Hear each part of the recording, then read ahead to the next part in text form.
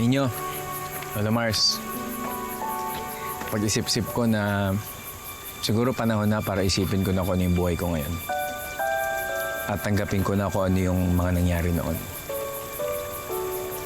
Tama po.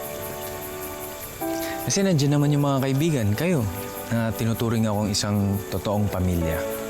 Kayong lahat sa bukong liwayway. At alam ko hindi niyo naman ako pababayaan. Sarap pakinggan.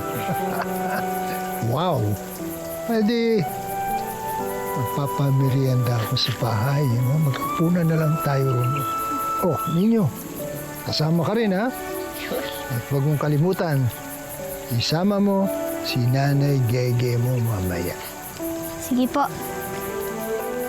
Lola Mars, kasama ako ha. Inimbitan ako tayo. Sige po, salamat. Siyempre. Saan?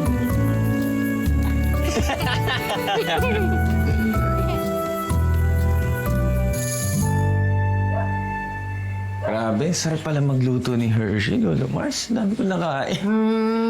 Yan naman yung pinakain niya sa'yo. Simple pa lang yun. Ako nga, pag kumakain at siya nagluto, napapalakas ang pagkain ko. Hindi. Kung ganun, baka mapadalas ako dito para kumain pa ng mas marami. Bakit hindi? Alam mo, Victor, ang tahanan namin ay iyo bukas ang pintuan. Salamat, Lola Mars. Oh, paano po? Medyo gabi na. Mauna na ako, Lola Mars. Bye ninyo. Bye, Alingge. Bye. Teka, Victor, Po. ako ay nakikiusap sa ating Panginoon na sana mahanap mo ang kaligayahan at kapayapaan ng iyong puso. Salamat po.